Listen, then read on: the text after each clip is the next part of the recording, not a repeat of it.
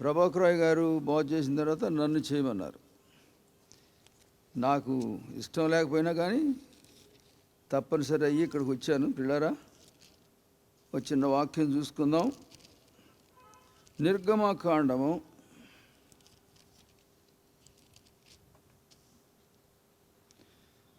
2వ అధ్యాయం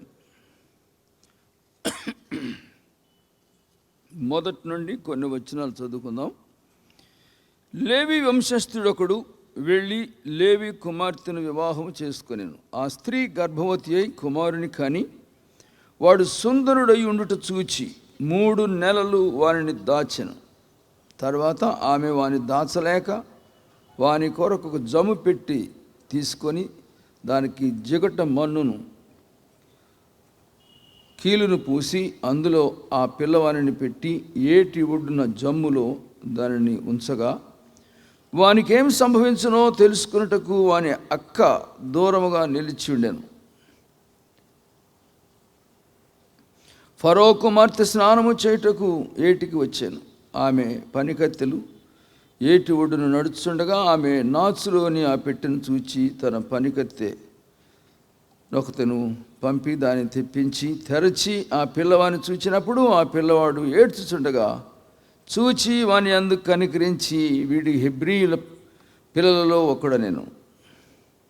అప్పుడు వాని అక్క ఫరో కుమార్తెతో, నీ కొరకు ఈ పిల్లవాడిని పెంచుటకు నేను వెళ్ళి హెబ్రీ స్త్రీలలో ఒక దానిని పిలుచుకొని వస్తున్నా నేను. అందుకు ఫరో కుమార్తె వెళ్ళుమని చెప్పగా ఆ చిన్నది వెళ్ళి ఆ బిడ్డ తల్లిని పిలుచుకొని వచ్చాను. ఫరో కుమార్తె ఆమెతో, ఈ బిడ్డను తీసుకొని పోయి నా కొరకు వానికి పాలిచ్చి పెంచుము, నేను నీకు జీతం ఇచ్చేదని చెప్పగా ఆ స్త్రీ ఆ బిడ్డను తీసుకొని పోయి పాలిచ్చి పెంచాను. ఆ బిడ్డ పెద్దవాడైన తర్వాత ఆమె ఫరో కుమార్తె యొద్దకు అతను తీసుకుని వచ్చెను. అతడు ఆమెకు కుమారుడాయను. ఆమె నీటిలో నుండి అతన్ని తీసినని చెప్పి అతనికి మోషే అని పేరు పెట్టాను. తండ్రివైన దేవా, మా హృదయములు తెరువుము తండ్రి. మానవ మాతృలము, మట్టి పురుగులము, ఆత్మ సంబంధమైన పరలోక సంబంధమైన సంగతులు గ్రహించడం మాకు ఎలాగ చేతనవుతుంది ప్రభువా? పాపంలో పుట్టి పాపంలో పెరిగినటువంటి వాళ్ళం కదా. నీ ఆత్మను మాకు దయచేయము తండ్రి. ఇక్కడ చేరున్న తల్లులు, తండ్రులు, యవనస్తులు, యవనరాండ్రును ప్రతి ఒక్కరిని దర్శించు, మా పాత్రులను కరుణించు. యేసునామమున అడుగుతున్నాను తండ్రి, ఆమేన్. పిల్లరా, ఈ వృత్తాంతం అంతా కూడా మీకు చాలామందికి తెలుసు. మోషే ఎవరో మనందరికీ తెలుసు. మోషే ఎలాంటి వాడు, ఎంతో గొప్ప దైవజనుడని మనకు తెలుసు. ఎర్ర సముద్రాన్ని పాయలు చేసినవాడని మనకు తెలుసు.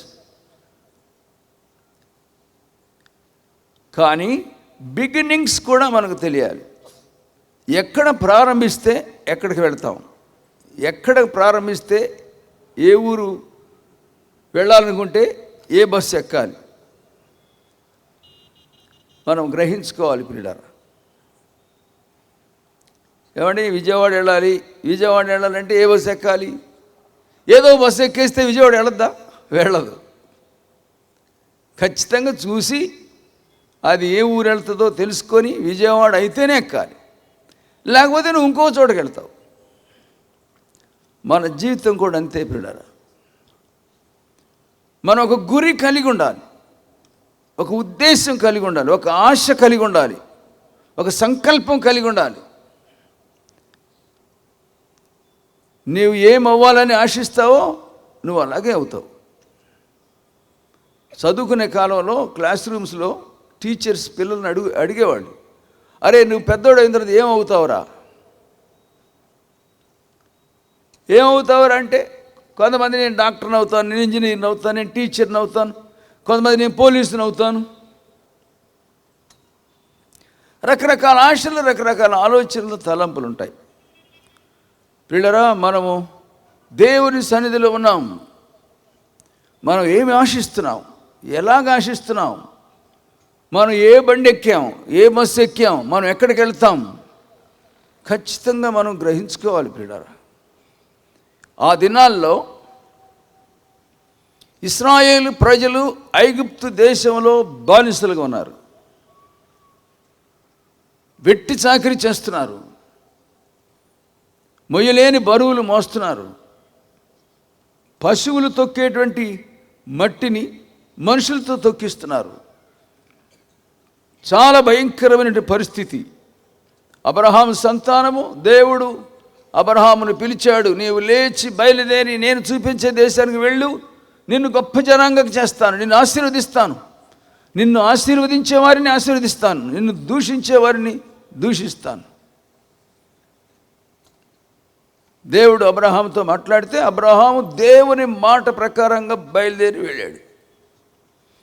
ఐగుప్తులో స్థిరపడిపోయారు ఇశ్రాయేలు ప్రజలు. ఇశ్రాయేల్ అనే మాట ఎలాగ వచ్చింది తెలుసా మీకు? అబ్రహాము యొక్క కొడుకు ఇస్సాకు, ఇస్సాకుకి 2 కొడుకులు, యాకోబు, ఏశావు. యాకోబు ఒకానొక సమయంలో రాత్రంతా కూడా ప్రయాసపడి ఉపవాసం ఉండి దేవునితో పోరాడి ప్రార్థన చేశాడు.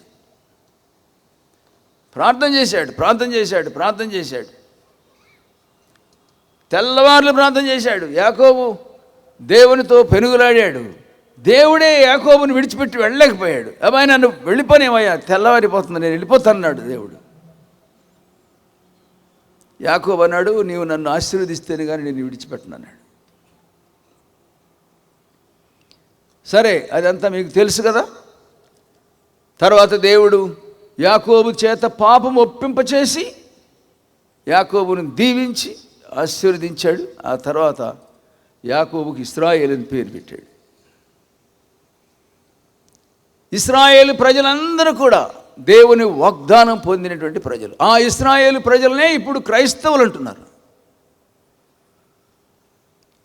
అవును ప్రియులారా, ఈ ఇశ్రాయేలు ప్రజలు ఎలాగొచ్చారు? ఆ దినాల్లో ఐగుప్తు దేశంలో ఈ ఇశ్రాయేలు ప్రజలు ఐగుప్తు ప్రజలకు, ఐగుప్తు యొక్క అధికారానికి, ఐగుప్తు రాజ్యంలో భయంకరమైనటువంటి బానిసలుగా పనిచేస్తున్నారు ఈ ఇశ్రాయేలు ప్రజలు. భరించలేనటువంటి భారం, వృద్ధులైనా సరే విడిచిపెట్టకుండా కఠినంగా వీళ్ళ చేత చాకిరీ చేయిస్తున్నారు ఐగుప్తీయులు.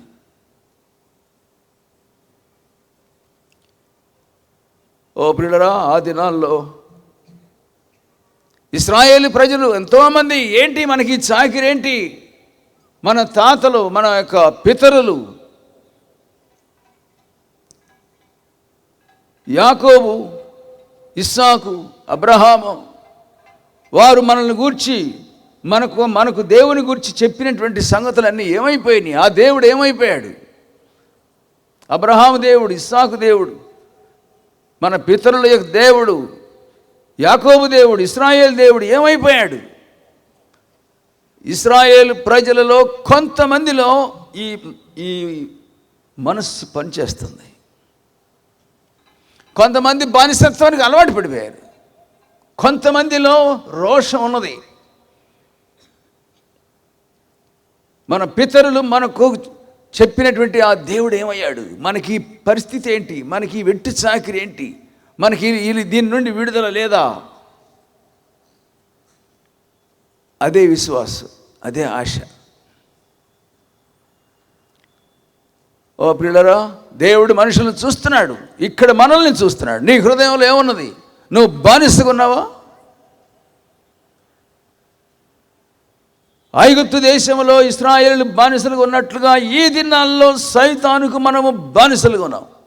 సైతాన్ ఎట్టి వెళ్ళమంటే వెళ్తున్నాం, ఏం చేయమండి చేస్తున్నాం. మనస్సాక్షికి విరుద్ధముగా వద్దనుకున్నదే చేస్తున్నాం, వెళ్ళకూడదు అనుకున్న చోటుకి వెళుతున్నాం, మాట్లాడకూడదు అనుకున్నదే మాట్లాడుతున్నాం, చూడకూడదు అనుకున్నదే చూస్తున్నాం, బానిసలుగా ఉన్నాం. మన హృదయంలో ఏముండాలంటే, ఎందుకు మాకు ఈ స్థితి? మానాలనుకుంటున్నాను, మానలేకపోతున్నాను. యవనస్తులు ఎవరు సాధారణంగా నీతిగా బ్రతకాలని ఆశిస్తారు, యథార్థంగా బ్రతకాలని ఆశిస్తారు.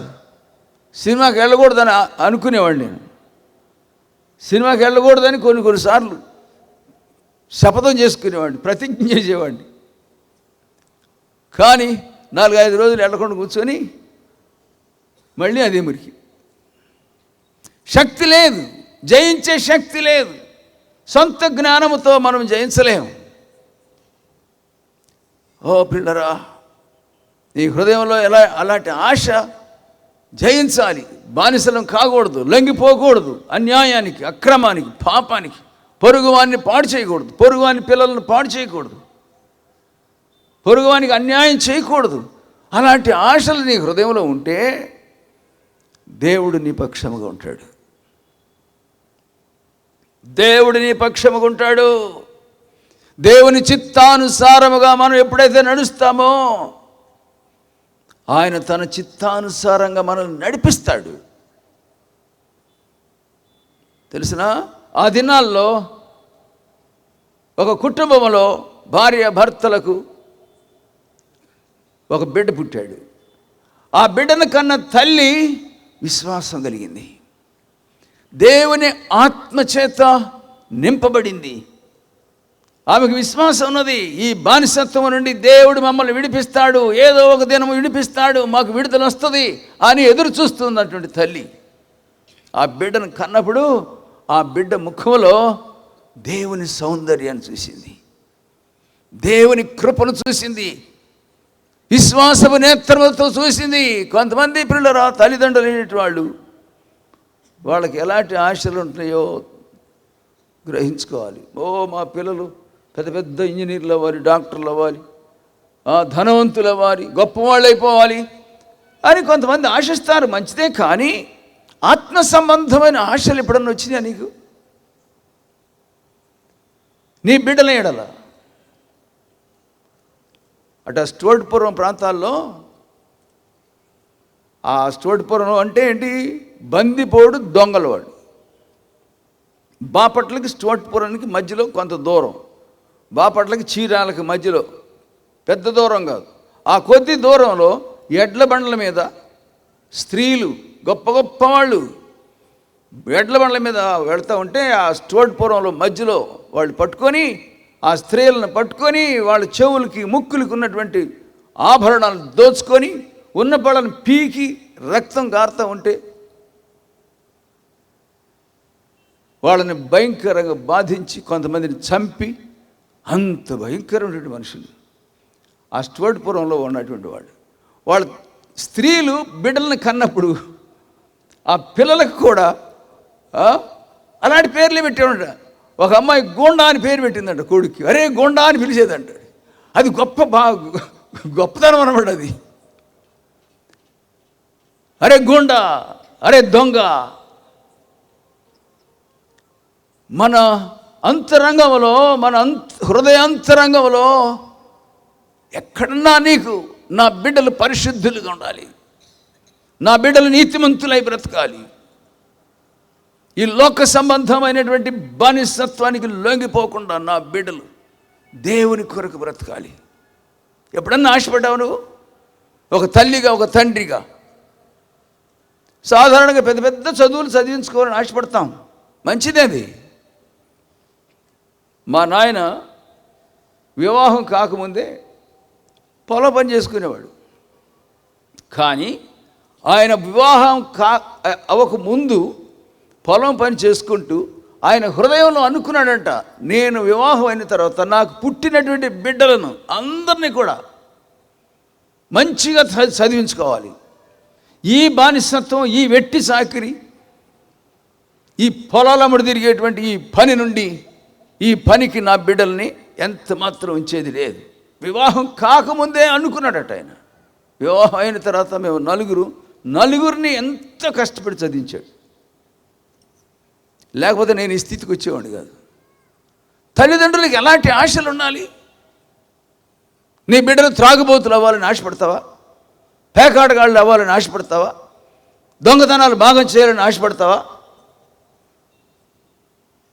మనకున్న ఆశను బట్టే దేవుడు సహాయం చేస్తాడు బిడ్డరా. ఇదిగో ఐగుప్తు దేశంలో ఉండి కూడా ఇశ్రాయేలు ప్రజలలో నుండి ఒక స్త్రీ ప్రసవించినప్పుడు ఆ బిడ్డలో దేవుని కృపను చూసింది, దేవుని సౌందర్యం చూసింది. ఆ దినాలు ఎలాగున్నాయంటే, ఐగుప్తు రాజు, అసలు ఐగుప్తుకు ఎలాగ వెళ్ళారు వీళ్ళు మీకు తెలుసు కదా. యోసేపు ఐగుప్తు రాజు అయ్యాడు. ఎలాగయ్యాడు అదంతా చెప్పడానికి టైం కాదు, కానీ యోసేపు రాజుగా ఉన్నప్పుడు ఆ యోసేపు యొక్క అన్నలు, తండ్రి యాకోబు అందరూ కూడా కరువు కాలం వచ్చినప్పుడు ఐగుప్తుకు భోజన పదార్థాల కొరకు వెళ్ళారు. అక్కడే సెటిల్ అయిపోయారు. కరువు కాలం వచ్చినప్పుడు ఆహారం దొరకక ఇశ్రాయేలీయులందరూ ఐగుప్తుకి వెళ్ళి అక్కడ సెటిల్ అయిపోయారు.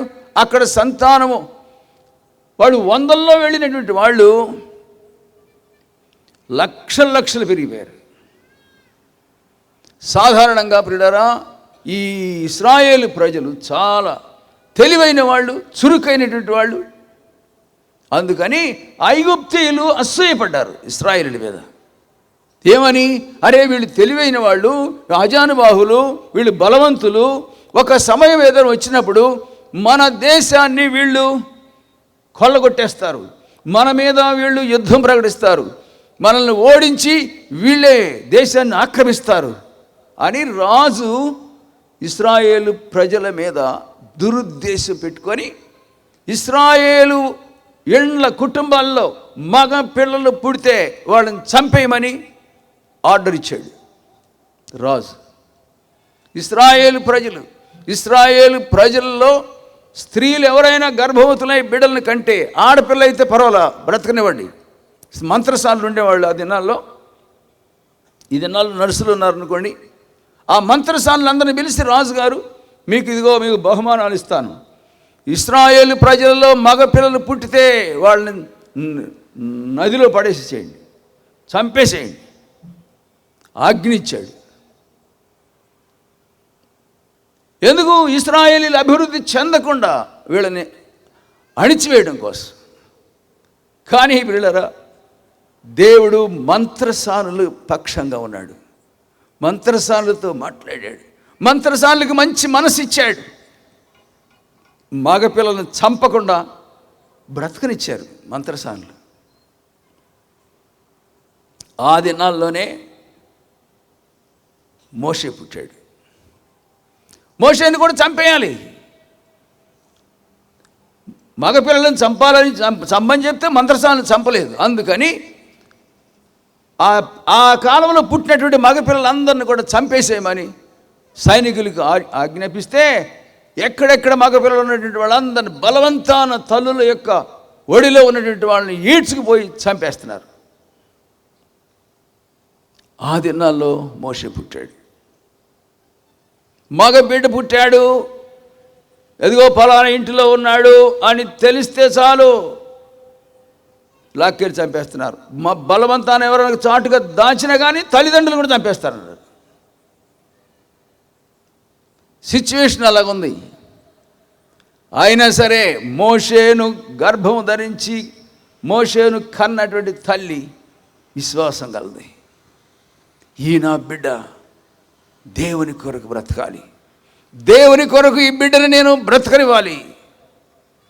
వాడు నా ప్రాణం తీసినా పర్వాలేదు, ఈ బిడ్డను నేను కనపడకుండా దాచేస్తాను. ఓ ప్రియులరా, విశ్వాసం ఉంటే గొప్ప కార్యాలు చేస్తావు.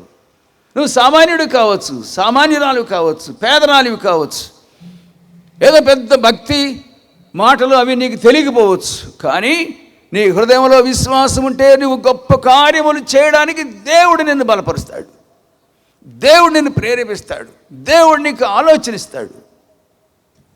మారు మనసు పొందిన తర్వాత పిల్లరా, మనకు దేవుడిచ్చే ఆలోచనలు, దేవుడిచ్చే తలంపులు, దేవుడిచ్చేటువంటి ప్రణాళికలు ఎంతో విలువైనవి. ఆ తల్లి న్యాయంగా, అమ్మో ఈ బిడ్డను నేను దాచేస్తే ఇక్కడ మగబిడ్డ ఉన్నాడని ఐగుప్తులకు తెలిస్తే బిడ్డనే కాదు తల్లిదండ్రులను కూడా చంపేస్తారు, ఎందుకు వచ్చిందిలే అని చెప్పేసి ఆ బిడ్డను విడిచిపెట్టడానికి ఇష్టపడినట్లయితే ఈ దినం మోషేను గురించి మనం మాట్లాడుకునే పని ఉండేది కాదు.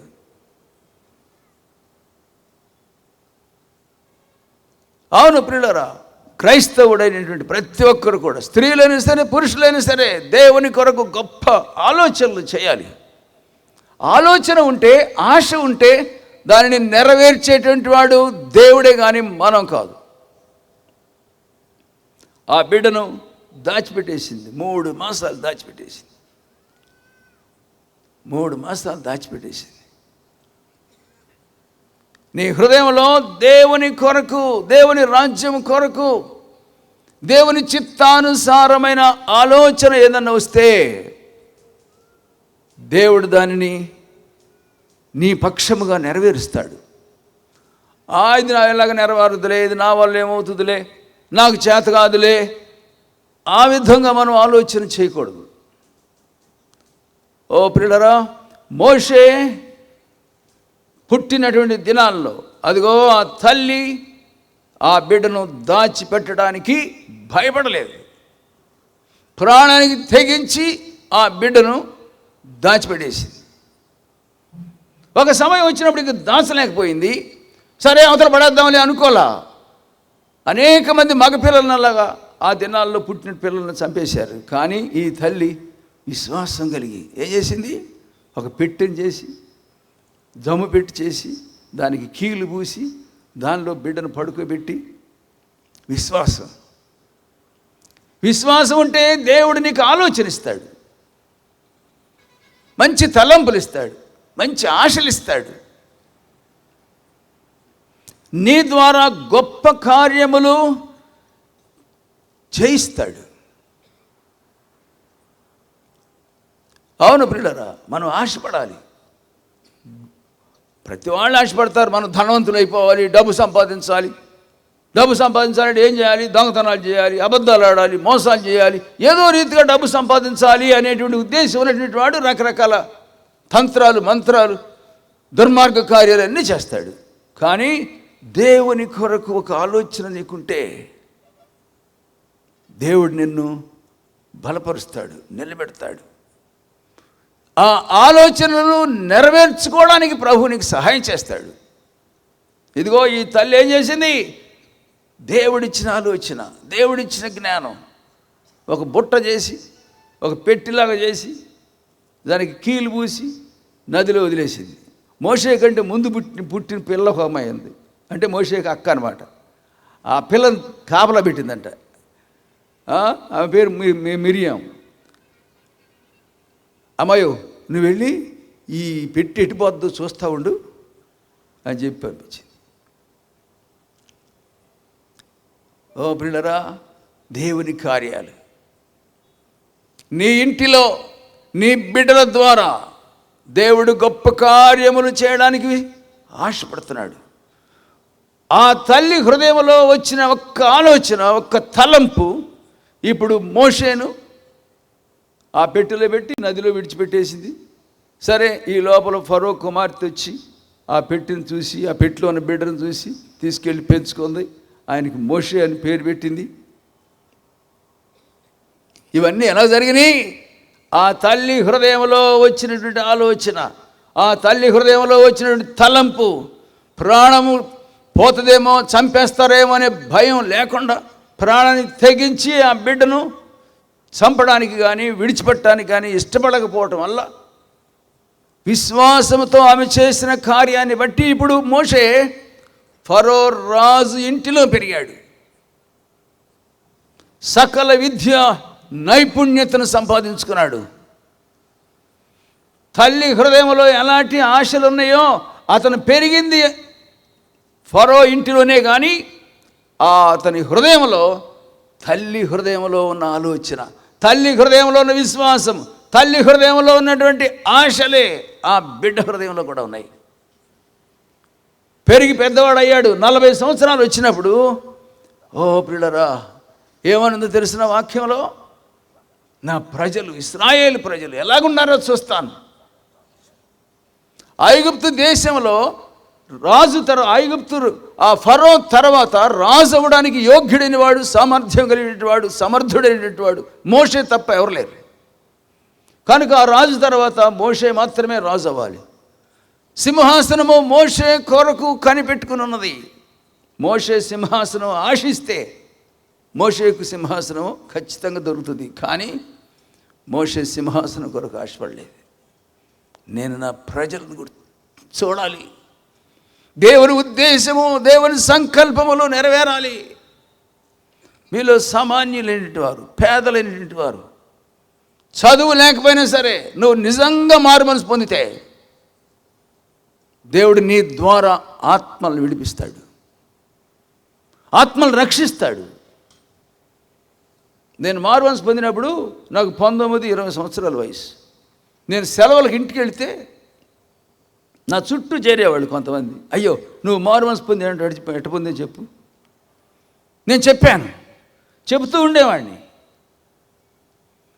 పిల్లరా, నేను చెప్పినటువంటి మాటలు విని సామాన్యులు, అక్షర జ్ఞానం లేనటువంటి వాళ్ళు, పేదవాళ్ళు, కూలి పని చేసుకునేవాళ్ళు ఎంతోమంది మారుమనసు పొందారు. వాళ్ళ రహస్య పాపములు ఒప్పుకున్నారు. నేను అప్పుడు కుర్రోడిని. బిడ్డలను కన్నా తల్లులు కూడా వారి రహస్య పాపాలు ఒప్పుకొని పశ్చాత్తాపడటం చూశాను నేను. నీకు విశ్వాసం ఉండాలి, ఆశ ఉండాలి. ఆశ గల ప్రాణమును తృప్తిపరుస్తాడు మన దేవుడు. ఆశ లేకపోతే ఏం చేస్తాడు ప్రభు? నేను కుర్రోడయ్యాను, పెద్దోడయ్యాను, పాపంలో బ్రతకాలి, ఇప్పుడు చెబితే ఎప్పుడు చేస్తాం? సైతాన్ ఆలోచన, సైతాన్ ఆశలు, శాపగ్రస్తమైన ఆశలు. నీకు శాపగ్రస్తమైన ఆశలు ఉంటే నీవు శాపగ్రస్తుడు అయిపోతావు, అనేకులను శాపగ్రస్తులుగా చేస్తావు. నువ్వు నాశనం అయిపోతావు, అనేకులు నాశనం చేస్తావు. మనకున్న ఆశలను బట్టే ప్రభు మనకు సహాయం చేస్తాడండి. మనకున్న ఆశలను బట్టే మన బిడ్డలకు ప్రభు సహాయం చేస్తాడు. నా చేత కాదు, నేనేం చేయలేను, నా వల్ల కాదు, నాకు బోధ చేత కాదు. ఆ కాలంలో, నేను మారుమనసు పొందిన కాలంలో ఒక స్త్రీ ఉండేది, మా బంధువురాలు అవుతుందని.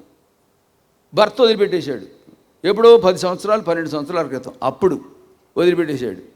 ఇప్పుడు వాళ్ళు చనిపోయారులేండి. వదిలిపెట్టేస్తే వాళ్ళిద్దరిని కలపడం కొరకు ఎమ్మెల్యేల దాకా వెళ్ళారు, కలుసుకోవాలి. అతడు ఇంకొక అమ్మాయి దగ్గరికి వెళ్ళి ఆ అమ్మాయితో బిడ్డలను కానీ సెటిల్ అయిపోయాడు. ఈ అమ్మాయి వచ్చి మారుమనసు పొందింది. నేనేం బోధన చేయలేదు పిల్లరా, కానీ నేను ప్రభు నన్ను విడిపించినటువంటి దాని గురించి ఏబేలు గారు నన్ను బోధ చేయొద్దన్నారు ప్రారంభ దినాల్లో.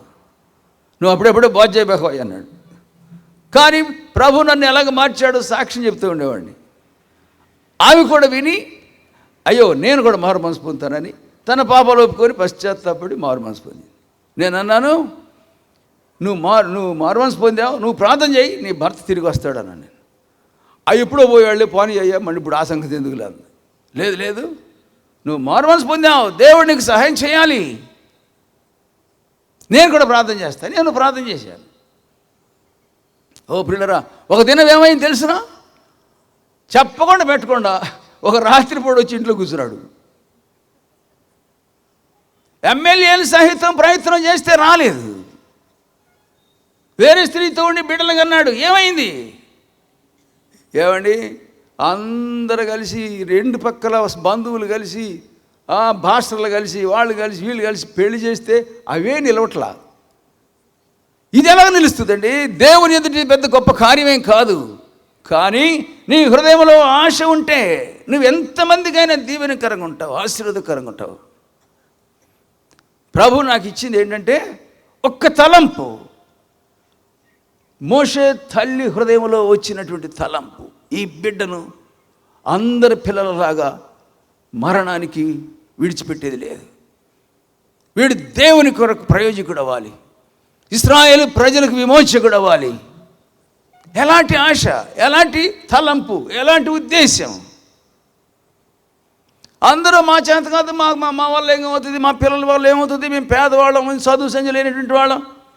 అది విశ్వాసం కాదు బిడ్డరా. విశ్వాసం ఉంటే గొప్ప కార్యములు చేస్తావు. Expect great things for God అని వాక్యం ఉన్నది. Attempt great things. గొప్ప వాటిని ఆశించు, గొప్ప వాటిని ప్రయత్నం చేయి. మనం ఏదో కలెక్టర్లు, మినిస్టర్లు కాకపోవచ్చు, కానీ మన బిడ్డలు భక్తులు కావాలి, పరిశుద్ధులు కావాలి. ఎలాగ జరుగుతుందో తెలిసినా, నేను ఈ మధ్య చెప్తున్నాను కొన్ని చోట్ల. గుడివాడ రూట్లో నేను అటు బందరు ఆ ప్రాంతాలకు అటు వెళ్ళేటప్పుడు గుడివాడలో ఒక రోడ్డు పక్కన ఒక బోర్డు చూశాను నేను. ఆ బోర్డులో ఏముందో తెలుసా? ఏ కార్యమైనా, ఏ గొప్ప కార్యమైనా, ఏ గొప్ప పని అయినా ఒక్కరి ద్వారా ప్రారంభమవుతుంది. ఒక్కరి ద్వారా ప్రారంభమవుతుంది.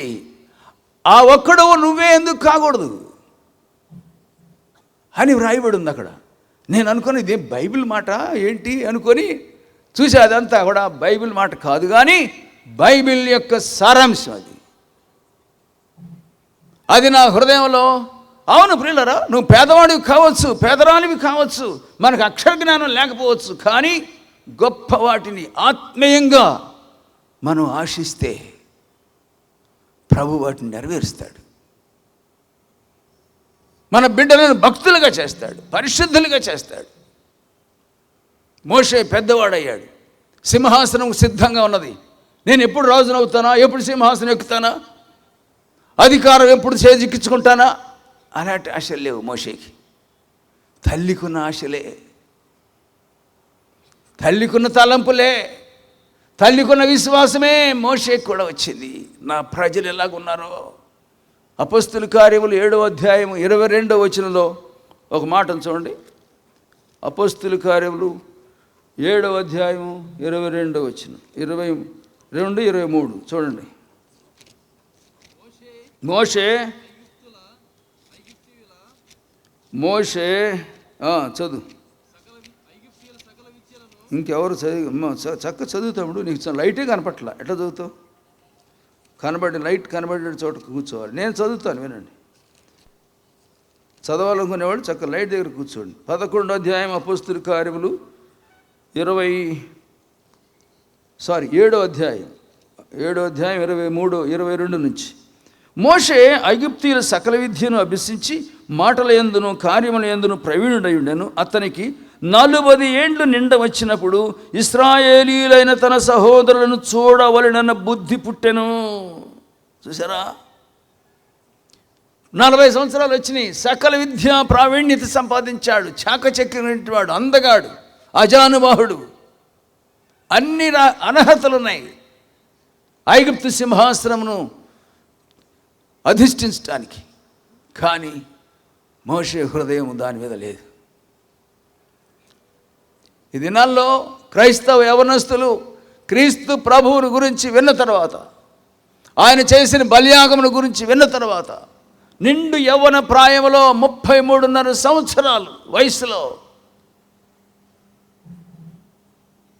మానవ పాపముల కొరకు పరిహారముగా ఆయన రక్తమును చివరి బొట్టు వరకు ధారపోసినటువంటి క్రీస్తు ప్రభువును చూస్తున్న మనం ఏం చేయాలి?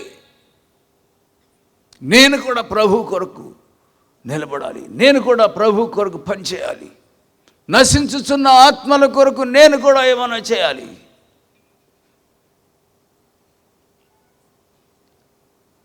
మొట్టమొదటిగా నేను సహవాసానికి వచ్చి 1970వ సంవత్సరంలో వాక్యం విన్నప్పుడు ఈ మారు మనసు నాకు కావాలి. మొట్టమొదట ఒకే ప్రసంగం, ఒకే మాట విన్నాను నేను.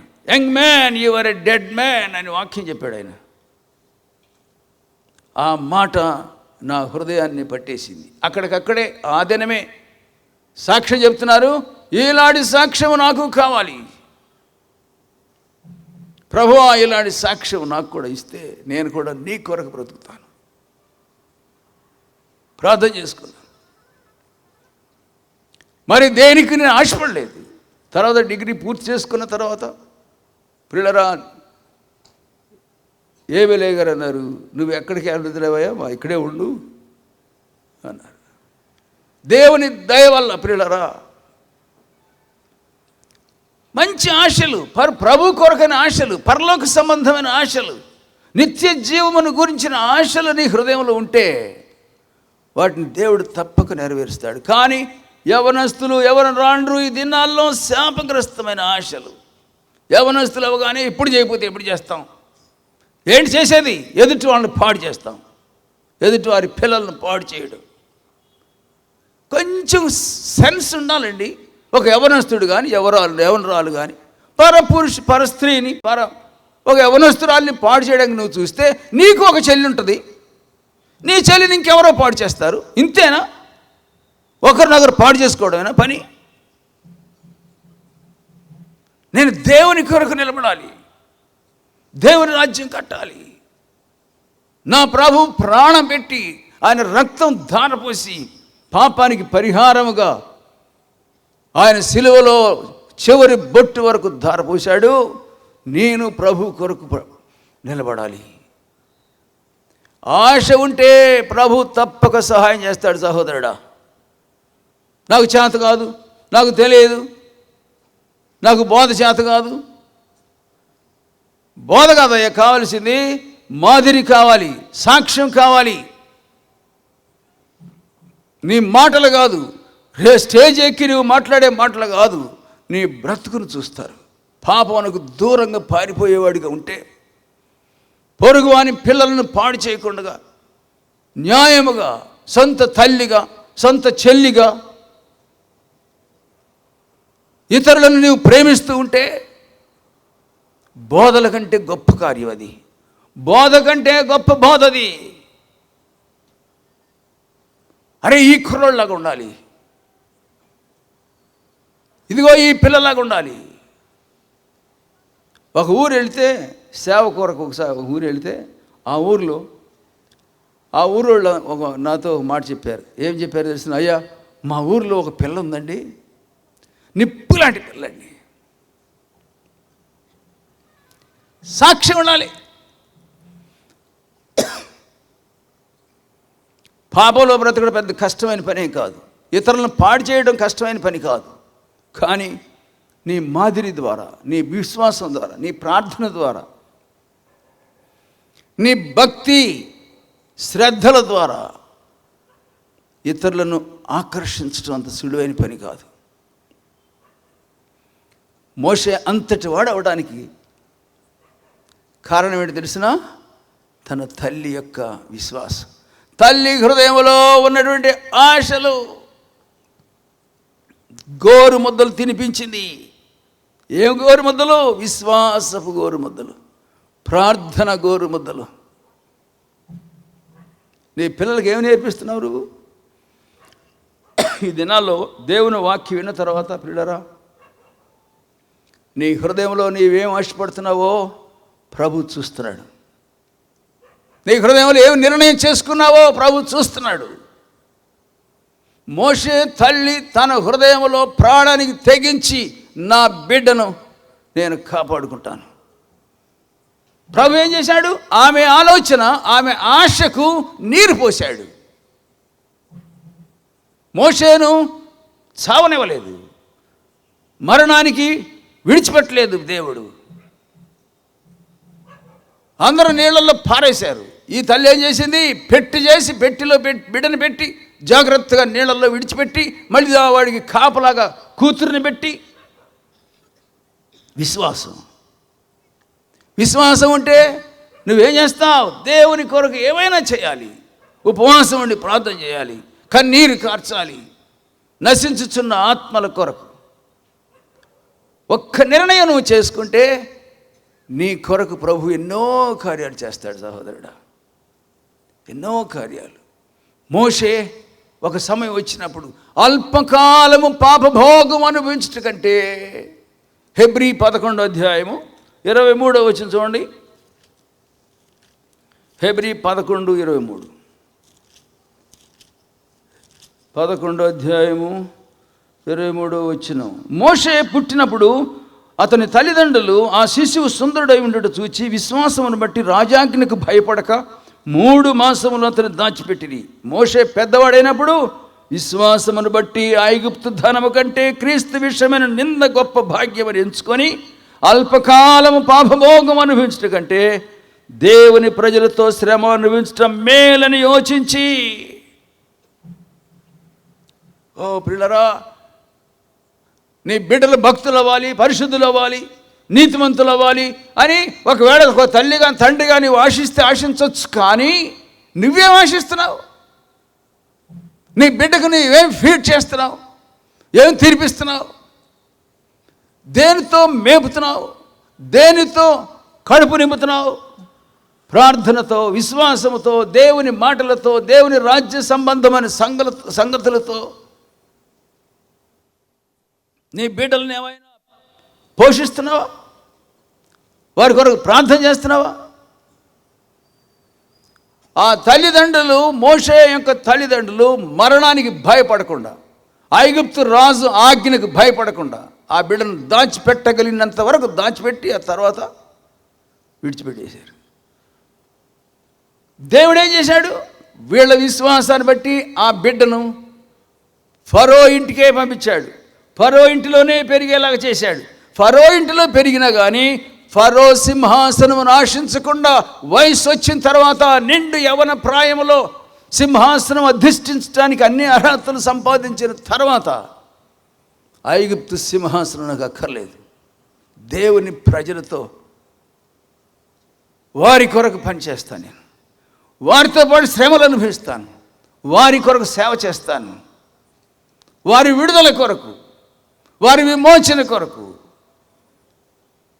నిలబడతాను. ఓ ప్రియులారా, ఎక్కడి నుంచి వచ్చింది ఆ మనస్సు? తల్లిదండ్రుల నుంచి వచ్చింది. తల్లిదండ్రుల నుంచి వచ్చింది.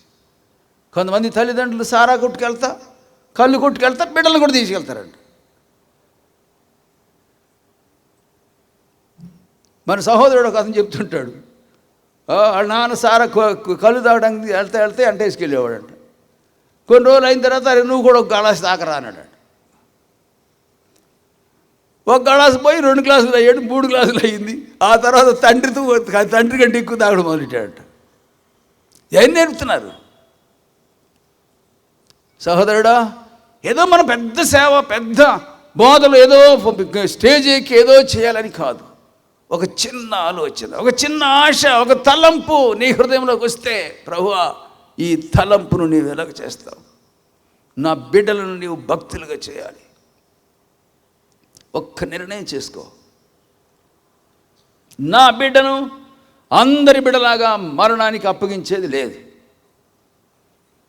ఈ బిడ్డను కాపాడుకోవాలి. ఈ బిడ్డ ద్వారా దేవుని కార్యాలు నెరవేరాలి, దేవుని సంకల్పం నెరవేరాలి. ఒకవేళ ఇది ఎవరైనా ఏడుస్తున్నట్టుగా, బిడ్డ ఏడుస్తున్నట్టుగా బయట కనబడిందనుకో, మగపిల్లాడి యొక్క గొంతని తెలిసిందనుకో, ఆ సంగతి ఐగుప్తు సైనికులకు తెలిసిందంటే అంతే, అకస్మాత్తుగా వస్తారు, బిడ్డతో పాటు తల్లిదండ్రులు కూడా చంపేస్తారు. అయినా సరే ప్రాణానికి తెగించి ఆ బిడ్డను దేవుని కొరకు నిలబెట్టాలి, దేవుని కొరకు బ్రతికించుకోవాలి. దేవుని ఉద్దేశములు ఈ బిడ్డ ద్వారా నెరవేరాలి. ఇశ్రాయేలు ప్రజలకు విడుదల ఈ బిడ్డ ద్వారా జరగాలి.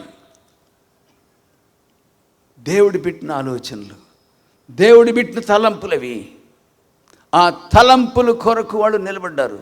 ప్రాణం పోతుందేమో, చచ్చిపోతామో అని భయపడలేదు బిడ్డరా.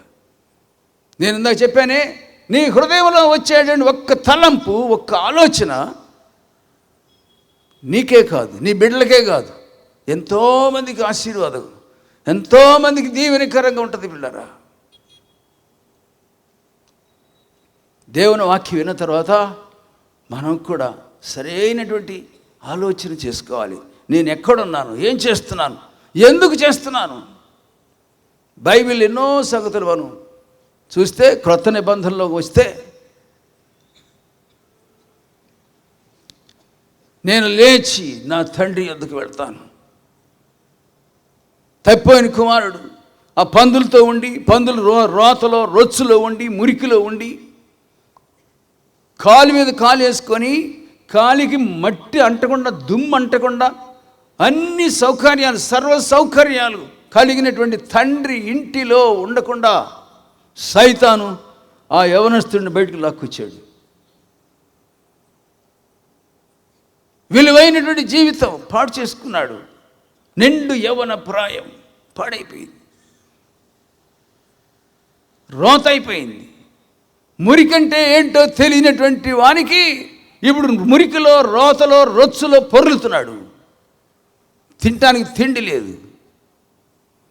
సాధారణంగా అలాంటి పరిస్థితిలో కొంతమంది ఈ పాపంలో పడి, లవ్ అఫేర్స్లో పడి, పాపానికి బానిసలైపోయి, అది ఫెయిల్ అయిన తర్వాత జీవితంలో విరక్తి కలిగి ఎంతోమంది ఆత్మహత్యలు చేసుకుంటున్నారు. ఎన్నో కథలు రోజు వింటూ ఉంటాం. కానీ దేవుని దయ వల్ల ఆ కుర్రవానికి అలాంటి ఆలోచన రాలేదు. కానీ అతనికి ఒక దేవుని ఆత్మ సంబంధమైన ఆలోచన వచ్చింది. ఏంటి? నేను ఒకప్పుడు అదిగో నా తండ్రి దగ్గర సకల సౌఖ్యాలు అనుభవించాను. నా ఇంటిలో కూలి వాళ్ళు కూడా సమృద్ధిగా ఆహారం తింటున్నారు. నేనేమో ఇక్కడ ఆకలిగా చస్తున్నాను. పందులు తిని పొట్టు కూడా దొరకట్లేదు. నాకు ఈ గతి ఏంటి? ఈ దౌర్భాగ్య స్థితి ఏంటి? గ్రహించుకున్నాడు. గ్రహింపు అనేటువంటిది సకల ఐశ్వర్యములతో సమానం పిల్లరా. ఎప్పుడన్నా ఇలాంటి గ్రహింపు వచ్చిందా నీకు? ఏ రోతలో, ఏ రొచ్చులో, ఏ మురికిలో, ఏ రహస్య పాపంలో బ్రతుకుతున్నావో నాకు తెలియదు, కానీ ఎందుకు నాకు ఈ దౌర్భాగ్య స్థితి? ఎప్పుడన్నా గ్రహించుకున్నావా? ఆ కుర్రోడికి ఒక ఆలోచన వచ్చింది, గ్రహింపు కలిగింది. గ్రహింపు కలిగిన తర్వాత అతడు ఒక ఆలోచన వచ్చింది. ఏంటది? నేను లేచి నా తండ్రి వద్దకు వెళతాను. కోటాల్లో వాక్యం విన్న తర్వాత పిల్లరా, మనం ఒక నిర్ణయానికి రావాలి. డిసైడ్ చేసుకోవాలి. ఇంకా మళ్ళీ వెళ్ళి పాపంలో బ్రతుకుతాం. కోటమైన తర్వాత మళ్ళీ వెళ్ళి అదిగో ఆ పరస్త్రీకి, ఆ పరపురుషునికి, అదిగో ఆ యవనస్తుడి దగ్గరికి, ఆ యవనురాల దగ్గరికి మళ్ళీ వెళదాం, మళ్ళీ ఫోన్లు చేద్దాం. ఆ రోత స్వభావం, ఆ మురికి స్వభావం పోవాలి. నేను మళ్ళీ ఆ మురికిలోకి వెళ్ళేది లేదు. మళ్ళీ శరీరిచ్చల కొరకు పరిగెత్తేది లేదు. దురలవాట్లకు పరిగెత్తేది లేదు. దొంగ ఆలోచనలు, దొంగ మాటలు మాట్లాడేది లేదు. తల్లిదండ్రులను దుఃఖపెట్టేది లేదు. భార్యను మోసగించేది లేదు. నేను లేస్తాను. ఈ మురికిలో నుండి లేస్తాను. ఈ రోతలో నుండి, రొచ్చులో నుండి లేస్తాను. నన్ను ప్రేమించి నన్ను చేర్చుకునేటువంటి నా తండ్రి ఉన్నాడు. నేను ఎంత మురికిలో ఉన్నా, ఎంత పాపంలో ఉన్నా ఆ తండ్రి నన్ను త్రోసివేయడు. విశ్వాసం ఉండాలి. మీలో కొంతమంది దేవుడు కూడా నన్ను క్షమించలేడు అనుకుంటున్నారేమో. ఓ పిల్లరా, సమరయ స్త్రీ ఎంతో భయంకరమైన రోతలో, రొచ్చులో కంపు కొట్టేటువంటి స్త్రీని ప్రభు ప్రేమించలేదా? ఆమె కొరకు ప్రత్యేకంగా వచ్చి మధ్యాహ్నం పూట మండు టెండలో కాచుకొని ఉండి ఆమెతో మాట్లాడి ఆమెను పరిశుద్ధురాలుగా మార్చలేదా? నేను ఉండలేను, నేను చేయలేను, నేను ఈ భక్తి చేయలేను, నేను ఈ పాపం విడిచిపెట్టలేను ఎందుకు అనుకుంటున్నావు నువ్వు? డిసైడ్ చేసుకో. ఈ దినం నుండి మళ్ళీ ఆ వెనకటి సంభాషణలు వద్దు, ఆ వెనకటి పాపం వద్దు, వెనకటి త్రాగుడు వద్దు, సినిమాలు వద్దు, సిగరెట్లు వద్దు, పేకాట్లు వద్దు, పర స్త్రీలు, పర పురుషులతో సంబంధాలు వద్దు. నేను లేస్తాను, నా తండ్రి దగ్గరికి వెళతాను, నా యొద్దకు వచ్చి వారిని ఎంత మాత్రమో త్రోసివేయనని చెప్పిన దేవుడు. ఓ పిల్లరా, ఒక నిర్ణయం చేసుకున్నావా? 3 రోజుల నుంచి వాక్యం విన్నావు. ఒక నిర్ణయం చేసుకున్నావా? నీవు ఒక నిర్ణయం చేసుకుంటే ప్రభువు నీకు సహాయం చేస్తాడు. ప్రభు నీకు తోడుగా ఉంటాడు. నువ్వేం ఆశిస్తున్నావో అది ఖచ్చితంగా ప్రభు నీకు ఇస్తాడు.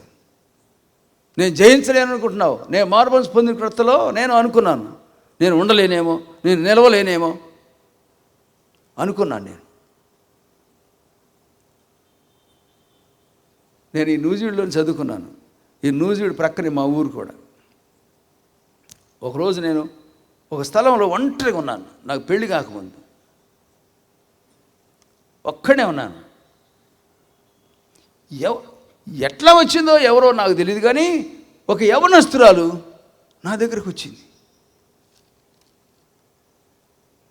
అరే ఈ అమ్మాయి ఎవరు నాకు తెలియదు, కానీ ఆమె నా దగ్గరకు వచ్చి ఏవేవో పిచ్చి పిచ్చి మాటలు మాట్లాడుతుంది, సినిమా మాటలు మాట్లాడుతుంది, రోత మాటలని మాట్లాడుతుంది. ఓ పిల్లరా, నువ్వు ఒక్కడే ఉన్నాను. నాకు 23-24 సంవత్సరాలు, 23 ఆ ప్రాంతంలో. దేవునికి స్తోత్రం. నేను ఇక్కడ ఎందుకు చెప్తానని తెలిసిన, ఒక్క తలంపు కూడా వ్యతిరేకమైన తలంపు రాలేదు.